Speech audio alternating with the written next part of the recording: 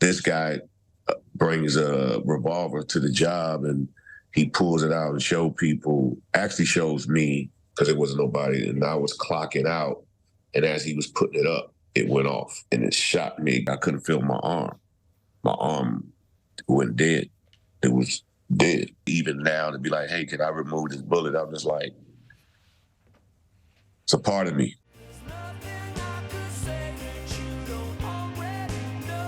Welcome back to Crisis What Crisis, the podcast that aims to guide you towards a more resilient life and whatever it might throw at you.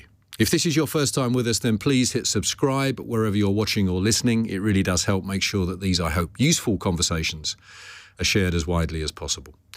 My guest today is a true legend of the entertainment business, a multi-Grammy-winning producer, songwriter and performer, hailed as one of the great modern maestros with more top 10 hits than Elvis and even the Beatles. Timbaland has worked with, and I am now going to take a breath here in preparation, Missy Elliott, Pharrell Williams, Rihanna, Michael Jackson, Justin Timberlake, Elton John, Drake, Jay-Z, Beyoncé, Nelly Furtado, Coldplay, and I could go on and on.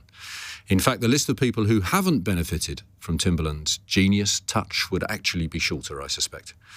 With a label, Mosley Music Group, that sold 30 million albums, 50 million singles and counting, and two other ventures, Versus and Beat Club, he's also an accomplished entrepreneur. It's been an incredible journey from Norfolk, Virginia, where he was born Timothy Mosley and set up his first hip-hop group as a young teenager. Crisis, however, came early to Tim's life. At 17, whilst working in a restaurant, he was accidentally shot in the neck by a colleague and left partially paralysed for many months. The legacy of that injury, in fact, came back in later life to impact Tim, causing him to become seriously addicted to the painkiller OxyContin, an addiction which almost claimed his life.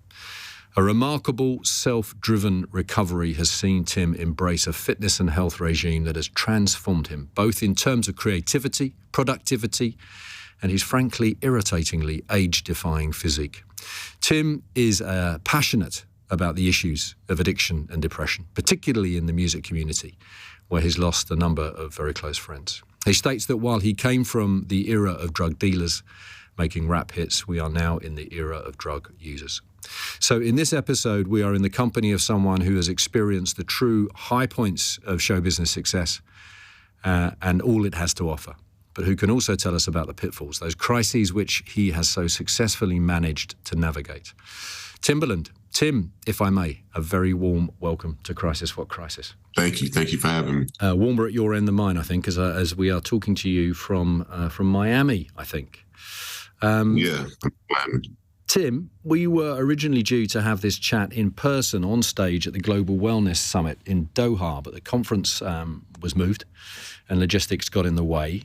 It's great, though, to see you today. I'm keen later in our conversation to talk about the role music has played in your life more generally and in your recovery from those times of crisis that I've touched on. But if I may, let's start at the beginning in Virginia.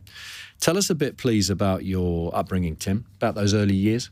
Those early years, what I can remember, just a kid who loved, music, and really normal.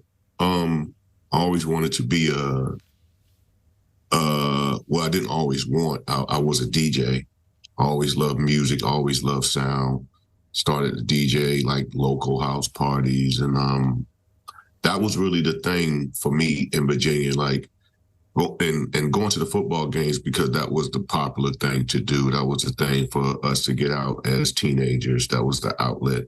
But most of my time was, I think my whole childhood was on the search of music, and everywhere, working with me and Pharrell, we both had the same dream and passion, and we kind of like, we try to hook up with people, or we prayed that God bring us people that were that were aligned with the mission. And I think as friends, we done a lot of normal stuff, but the mission was always to do music. So Tim, it was an incredible time, so much talent coming from, one area. Did you always feel that you were going to be a part of that, if you like, did you have that confidence as a young man?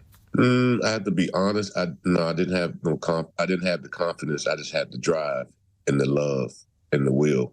I didn't know where it would take me because I didn't see that far. You know what I'm saying? Like, it was just, for me, it was almost like a dream, and just living the dream. So I never really like dealt with reality of like what I'm going to do or where's my life going. You know what I'm saying? It kind of didn't really, only time it really hit is when at high school, in a high school. And that collection of talented individuals, you were feeding off each other, right? I mean, you were driving each other forward. I believe so. When I look back at it now, I believe we was pushing each other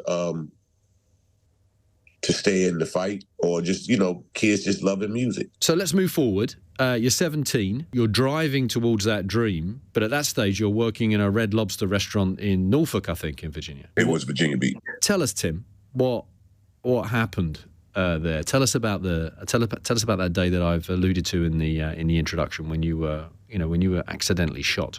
Yeah, it was me working as a dishwasher at the time.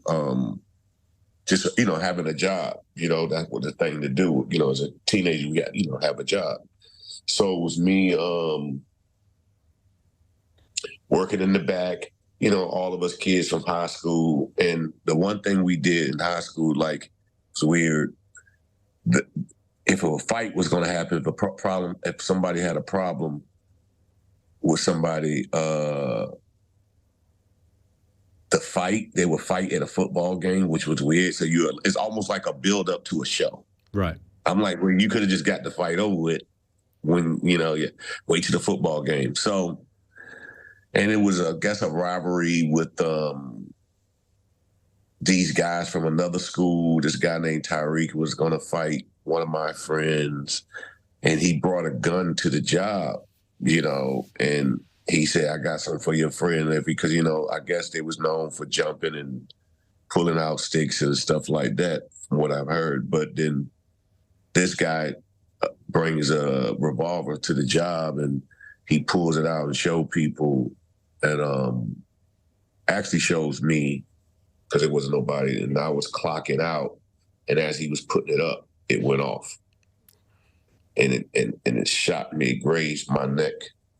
If I would have turned this way, it would have probably went straight in. But since I was turning this way, it went this way and went in that way. And I just went like that. I remember the bullet grazed your neck and kind of entered your shoulder. It went inside this way. Right. Down the front. Yeah. So it went from an angle, and I, flinched. But then I walked out, and I was like, I couldn't feel my arm.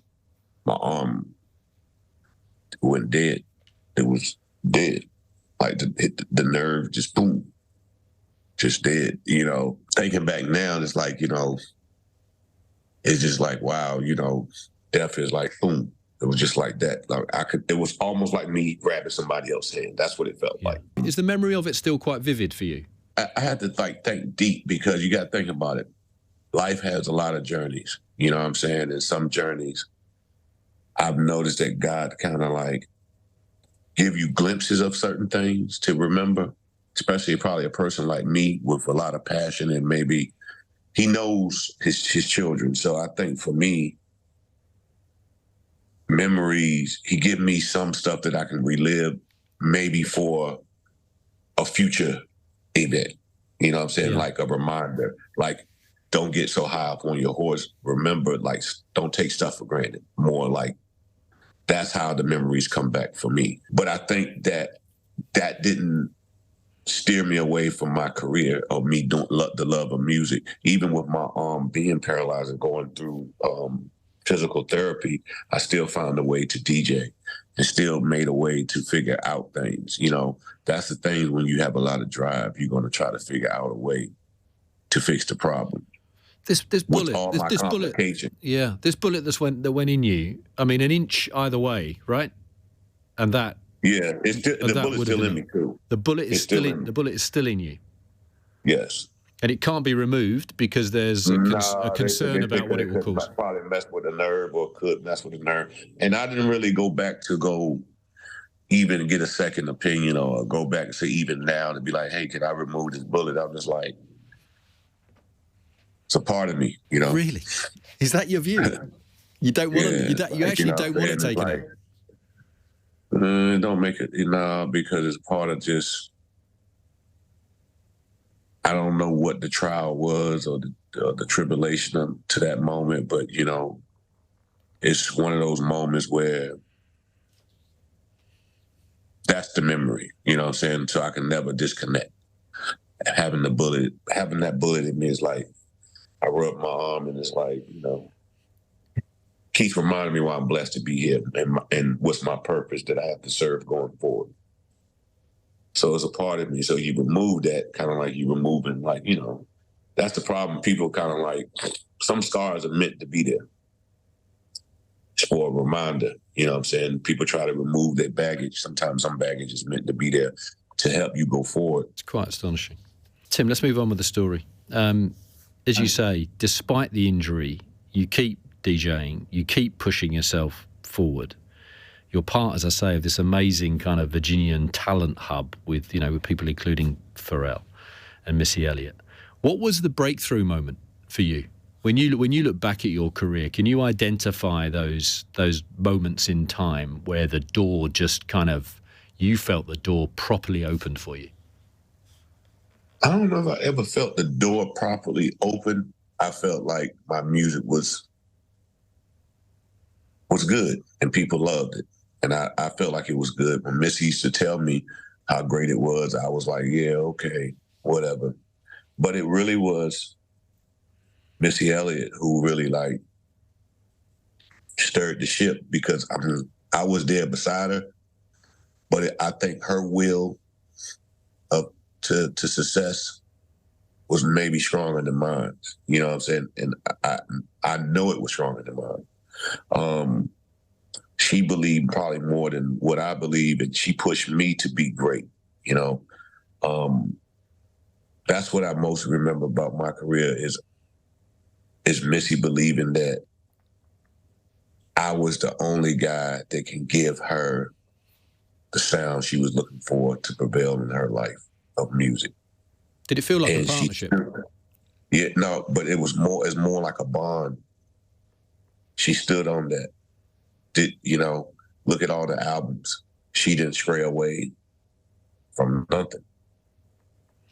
She stayed on the path. She knew, it's like some people get those signs like, no, this is it. And they stick to it. She was one of those, people that knew that Tim was her guy to do all her music. He's the only one that gets me, and I was like, once you get big, I don't know if I'll be that guy, that I have to thank God that I never experienced that in my career. Cause artists are artists.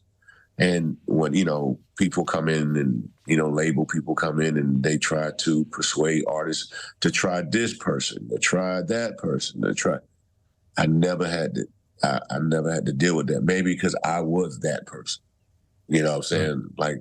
And people, all my career was kind of set, because I had artists they do their album, then they go on the road.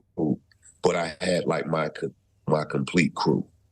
So it's I didn't have to go pitch my music or sell my music. My music was already being sold. So the success came pretty quickly, didn't it? I mean, at what age are you feeling, actually, this is really motoring for me. My life is, and my music is now, put me on a path of real success. When are you first starting to feel the kind of effects of fame and success, I suppose? I think just like this generation in our early 20s, we kids get money, but we not looking at it the way we look at it now. You know what I'm saying? And that's kind of we don't pinch ourselves. Because you're young and it's I made it to the cool club. You know what I'm saying? Now I'm one of the guys. It's like a fraternity. It's weird. You don't be like, wow, I'm really in. This is hard to believe. Like I never had that moment. It was more like I got to get in that party type of moment. You know what I'm saying? So once you're in the party, you like in the party. You know what I'm saying? It's Yeah, weird. yeah. So it's like in my early 20s, man, I believe like going into like the 30s, probably like the late 20s, going into the early 30s. That's when, start really feeling it. And then when I really start to feel it is when Future Sex Love, that album. That's when, no, I'm not going to say that. I would say when Missy did Under Construction. Yeah. Work It. That felt like a proper moment for you. There was a gear, change there. It was like, oh man, this guy can't do no wrong type. You know what I'm saying? Like I had the people convinced, sonically. Yeah. So how did that impact you, Tim? I mean, did you start to believe it? Did your personality change? Everybody's personality changed. That's what the music business is. It's like walking into a place of lust, all your desires in one building. You know what I'm saying? So it's like you're gonna walk into this place and you can say be strong, but it's a lot of things in that place that makes you go left. When that happened, I think I was kind of like really feeling myself. You know what I'm saying? And it's like not pinching myself, I was feeling myself. That's when ego comes in. You know what I'm saying? And I feel like I didn't portray it as much, but even because I was kind of like an introvert always, but even come around certain people, I might felt like they ain't on my level inside. Didn't show it, but could have showed it. You know what I'm saying? Or whatever. Yeah. But that's just being young and not walking to something that you never walked into. You know what I'm saying? I never had to battle with ego or being challenged and, falling down and getting back up. Or maybe I was falling down and always getting back up and never knew it. But it's just a lot of like vices that come when you start feeling it. You know what I'm saying? The pension, there's no more pension. It's more like, I'm the man, I'm this, I'm that, So how did that, Tim, let me ask you, how did that, when you think back to those days, those moments, how did it manifest itself? When you look back at yourself in that period, how would you describe yourself? And is there a particular moment in time that you think kind of best summarizes what you've just so eloquently described, that kind of ego piece? I really don't. My ego was more like into my music. Wasn't more like I'm the man. It's like you couldn't refuse my music. So my ego kind of stuck with the music. Like I always went to the studio. I stayed in the studio, but it was more like my beats are dope, type of thing. Right. That was it. It wasn't like an ego like outside of that. It was more like I had more confidence in my work. Yeah. And that was really it. Yeah. And until I thought I kind of neglect the gift and like, I do something, I go, and that's when you start living life and you start going out clubbing and stuff like that. And you think that I can always do a dope beat. I'm the man, and not knowing that like it's a gift from a higher power that was allowing me to move the world the way I did. You know what I'm saying? But then I thought you go through that phase of, it's me. Yeah, you are. It is me, but it's a gift that's given to me. So I'm a vessel of the gift. So sometimes that got lost in translation. You alluded to it there, Tim. You described yourself as a sort of natural introvert. Without those, or I suppose the question is, were those excesses that you've alluded to, the lifestyle, was that really a kind of mask? Do you think were you using those, that lifestyle to sort of mask the real kind of introverted kind of nature of your character? Oh yeah. I mean, the lifestyle kind of made you like a extrovert. You know what I'm saying? So it was a blend of both. You know, I needed the lifestyle made me be more outspoken, you know what I'm saying? Maybe, just living that lifestyle, I could fit in with everybody. So, that was more like I can come outside moment, but then I always like to be inside. Like I never wanted to like be away from the music as much. Yeah. When we talk about lifestyle here, Tim, what are we talking about? I mean, was it drink for you that was a driver as a younger man? Or was it... Oh, no. It was just going out, the women, just the regular norm, not no drinking and nothing like, because I wasn't really like that, a person to get drunk or stuff like that. I was never really like that. But it was the fact of, I can go buy this, we can go here, I could bring my boys, we can do this, we can pick up these girls, this, that. It was more like that. So we're going to shoot forward a bit here, Tim, and move to 2011. When you, I think, first discovered OxyContin, a painkiller which, of course, has become the centre of so much controversy, so much damage in the States and elsewhere. How is it that it became a part of your life, Tim? The time when I guess I just got married, more responsibilities, and I believe a lot of just wanted to be more than what I was, and not knowing I probably was going through a depression too. So, what was the cause of that? What would you say now was the driving cause of that depression? You know what? I just think I hear a lot of music people go through it. You know what I'm saying? And they can't really pinpoint how. I think just all the demands on your life kind of get taken away once you get that deep in the music industry. Your life can almost get stripped away from you in a lot of forms. And it's hard to explain what forms are though, but it happens, right? You're under a microscope. So now I take on marriage, have a child, just little things that I never had no talks about from childhood or, stuff about life that you would have to deal with. I just had to take it head on. And I remember I was getting some teeth work done. I was getting a root canal. And, at that time, if you had pain, they take this Vicodin. So I know like a lot of stuff, like a lot of pressures of the world and the life, people nagging at you. And when I took the Vicodin, it took all the worries away. Outside of my tooth, it was like it uplifted me. I wasn't trying to escape nothing. The only thing I was trying to escape was the everyday drama of nagging, this, that. Tim is the only one doing this. He's the only one. Like, I'm the only person that everybody goes to. You know what I'm saying? That's a lot of burden.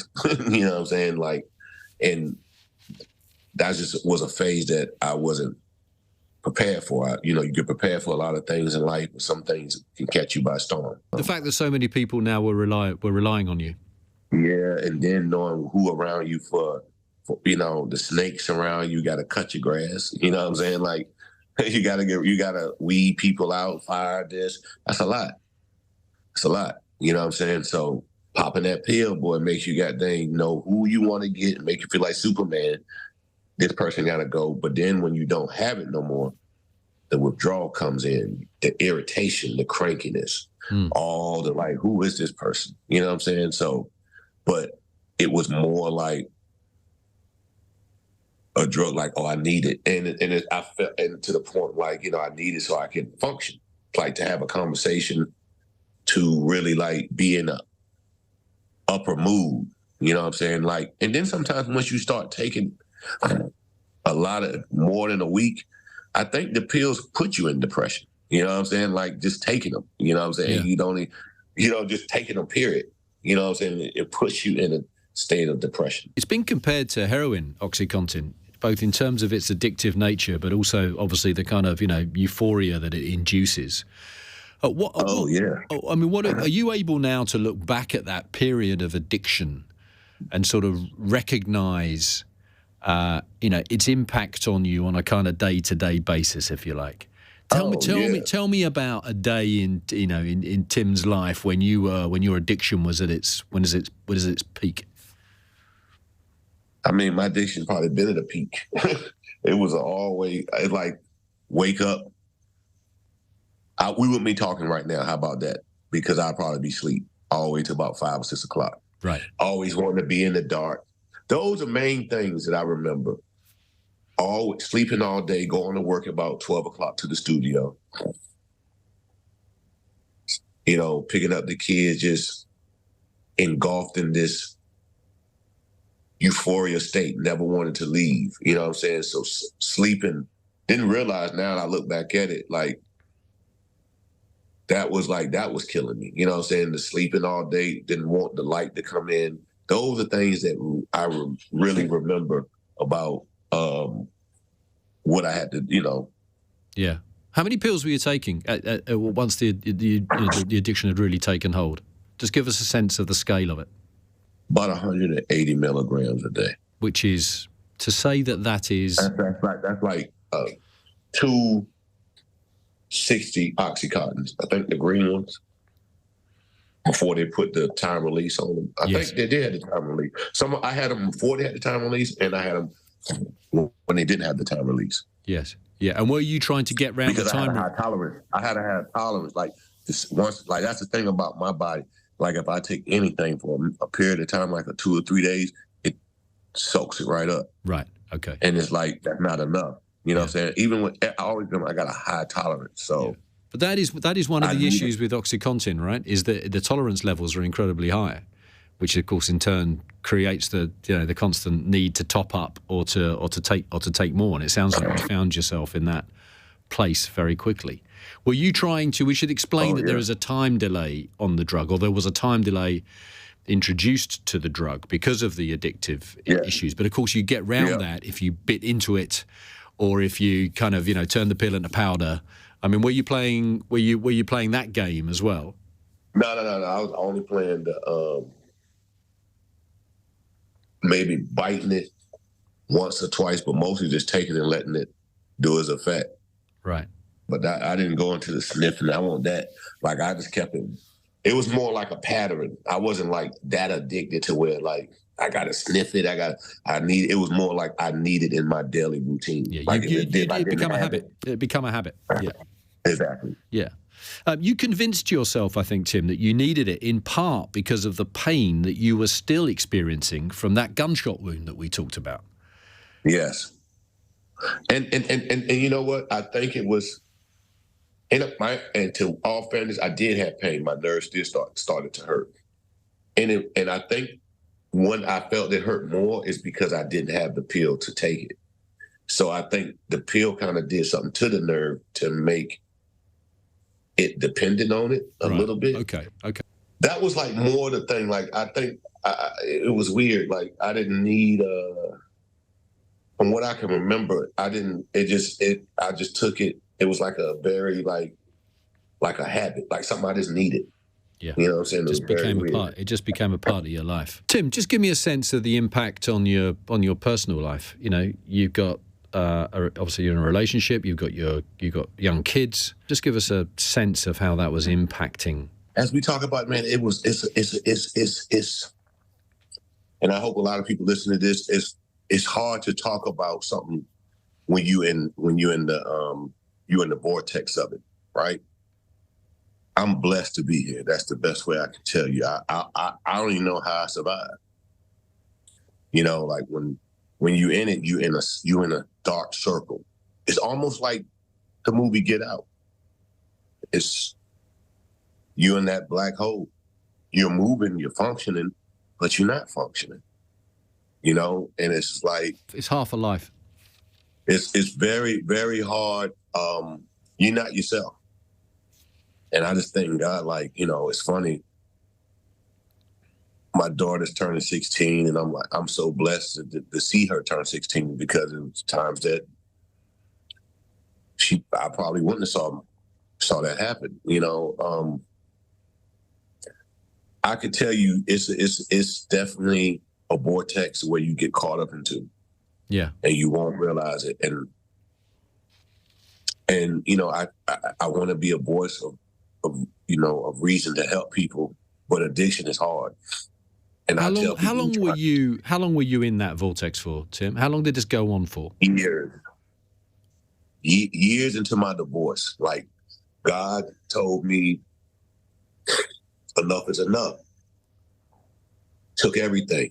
So 2011 until like 2012 to like 2018, something like that. And I know that there was a very dramatic moment, which was a kind of catalyst for you, when you have what you've described as an out of body experience, and in a way you're sort of shown your future, or what might be your future if you do not get this sorted. Just describe that for us. Tell us what happened. I mean, you dead. I'm laying on the bed. There's nothing to really. You just looking at like yourself on the bed with a white face, like transitioning over. But it ain't time to go. It's almost like we see movies, right?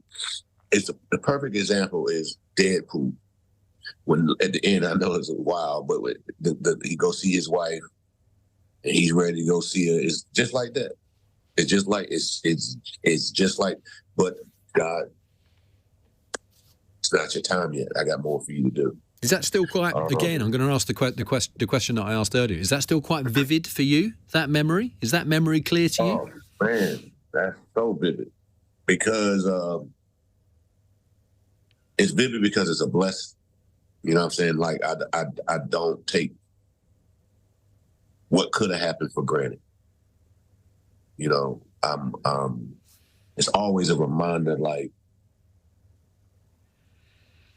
to help somebody. Really, it's a reminder for me to go help somebody that I might run across that I see looking like that, and I can be like, I was once that person. So I have to pray and ask, like, you know, how can I tell somebody when I know what that feeling is? It's like I can talk from the good and the bad of drugs, because you can place it in front of me and I can just look at it and say, man, that, because I'm not gonna lie, the things I remember about being on Oxy was all the good times. You know what I'm saying? I remember I know what it do, like it make you feel like Superman. So when I look at it, if you put it in my face now, I'll be like, I ain't gonna lie, it make you feel good. You know what I'm saying? And that's for a person. I'm not gonna tell them, I'm gonna tell them, you know, what a person is on and then what they want to hear. Cause I'm gonna tell you, yeah, it feels amazing. I'm gonna tell you all of it, but I'm saying here is the downside. Do you want to feel amazing? Here is the cause and effect. Here is the pros and the cons. The con is once you do it, it's like it can destroy your internal organ as you think you're having a good time, but you're dying in the inside. It's corrupting you in the inside. Yes. And like, yeah, I feel for real. I said, yeah. And you know, you tell people about your testimony and what you've been through and what you've seen. And, you know, that's how I kind of start the conversations off with people that are on those narcotics, opioids. I start off because I know both sides. And like I said earlier in the conversation, you can put those type of paraphernalia drugs in front of me.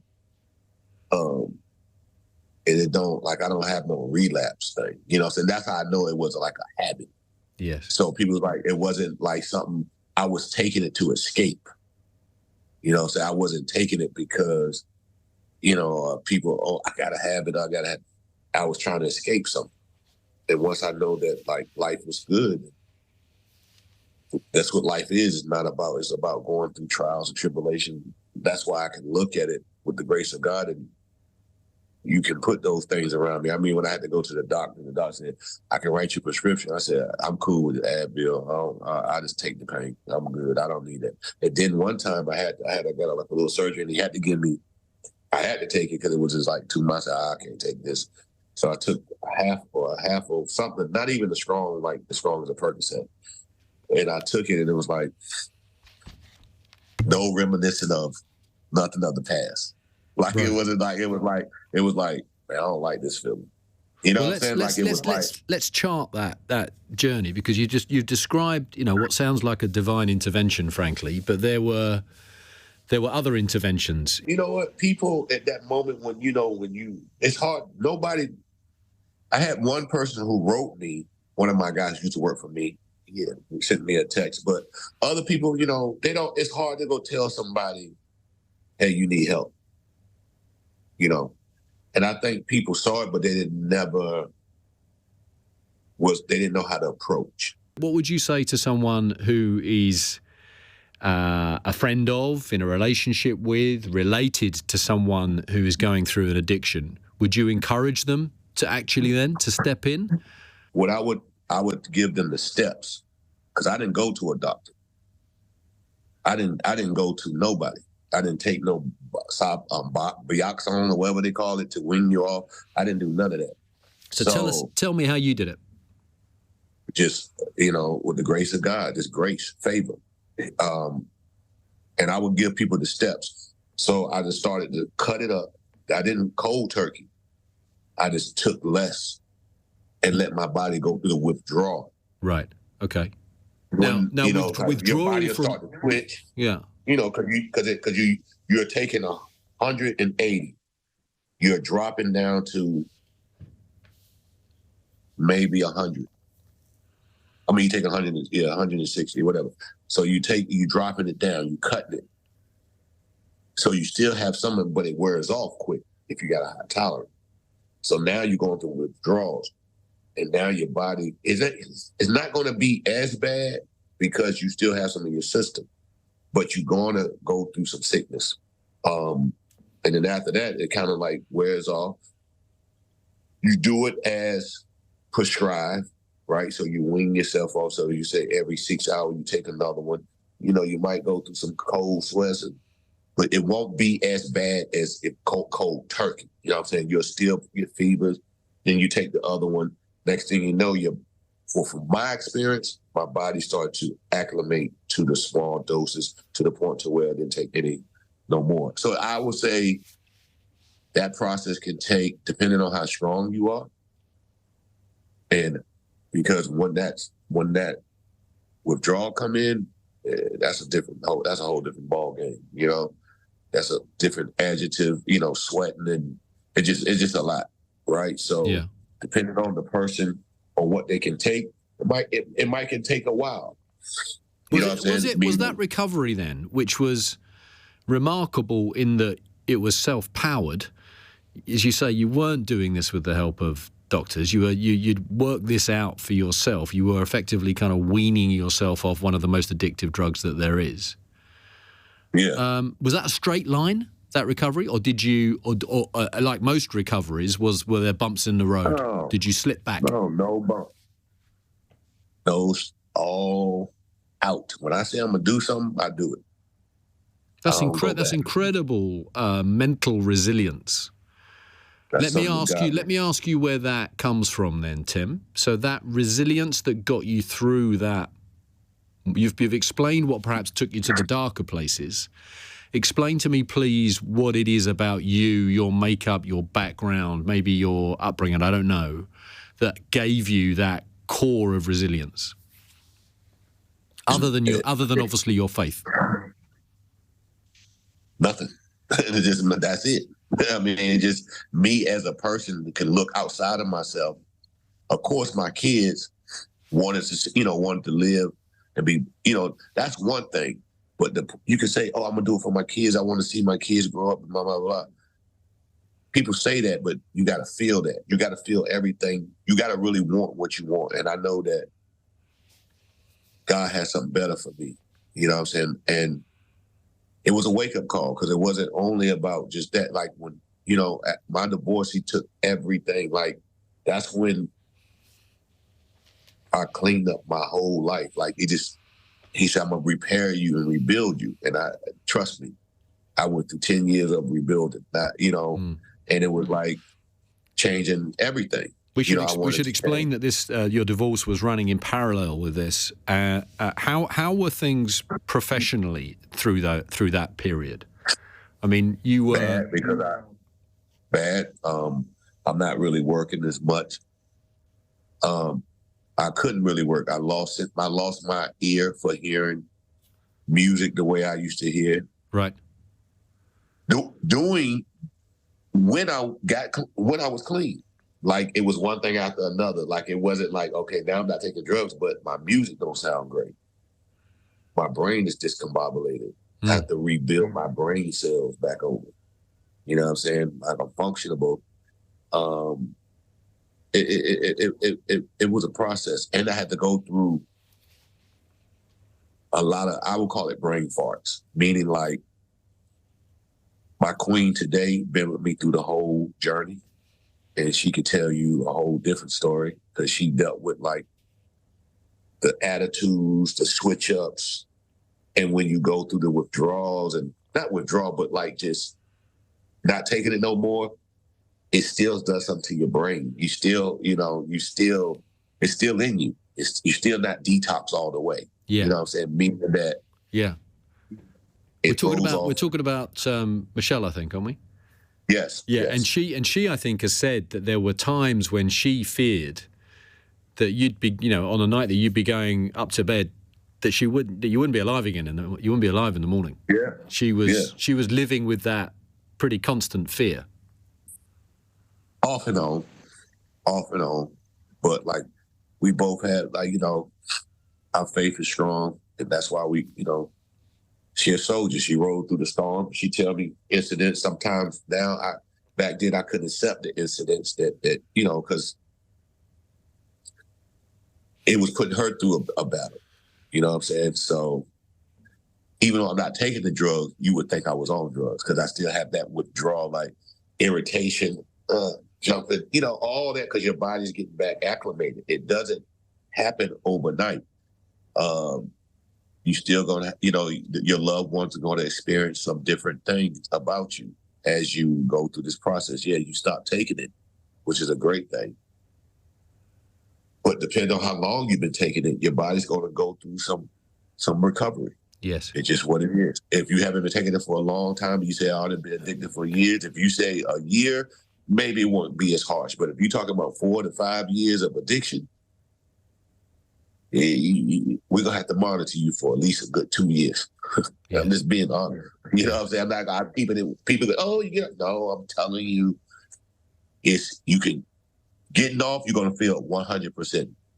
But you're going to go through mood swings that you never experienced in your life, because it's like your body's had this chemical in you. Yes. This synthetic chemical in you that's been messing with your inside. Just think about a car. I try to look at it as a car. You got to clean your pistons. And sometimes the debris of your pistons, it ain't all the way there. So you got to keep running. You got to keep it running. And that's how your body is. You got to keep it running. And luckily, it was running to not where I wanted to go, relapse or nothing like that. It was more like, just healing. It's like a torn ACL or, anything. You got to let it heal. Yeah, you offer the product, but your body still has to heal. You still have to go through the process. You still have to go through physical therapy. You still have to, and that's the thing. Speaking of physical therapy, I think therapy will come into play as you not taking it no more, so you can get some of these things out. Yeah. Tim, never mind professionally, what role did music play in your recovery from a personal point of view? Music did play at one part, to be honest with you. And that's the problem, because I neglected it. But as I was recovering, I prayed and said I didn't want to take the one thing. If I lost everything, don't take my ears, the love, my sense of sonic sound. So I just started to get back into the new technology, and this is after I recovered. This is like recovery still goes on, even though you're not taking the narcotics, you still recovering. So this is after me not taking narcotics. I just started getting back into the swing of things and building that back up, because I had to rebuild all over. It's like a 5-year building, you know what I'm saying, to where I'm at today. Yeah. You know what I'm saying? It was a process, because I was on heavy doses of OxyContin. Tim, I alluded to it in the intro. You have strong views about the impact of drugs, in this case of painkillers. including on the on the hip hop community. You've talked about that. How do you see that challenge now? What can we do about it? What should we be doing about it? I don't know we as a whole, but I think we should form an organization that people who want to lend a helping hand, such as myself, just go touch people one by one, because the drugs ain't going nowhere. If you ask what you do about it, you just get rid of them. But guess what? Everybody goes different pain. You're going to need pain pills. It's just what it is. You know, we're not living how you hear the stories of history where caveman, natural. We live in a world where there was a pandemic, for God's sakes. You know what I'm saying? To shut down the world. So we need these drugs. So we can't say ban them or do that. You can put regulations, but there's always a way to get what you want. So with that being said, I think what we need to do is form groups and figure out how do we target the people and make them see I don't want to say bad side, but the long-term effects of how it can affect you in life. You know what I'm saying? And really doing one-on-one sessions with people. You know what I'm saying? It's like you can't help the world, but if you can help 3 or 4 souls to change their life, it maybe change into a whole organization. Yeah.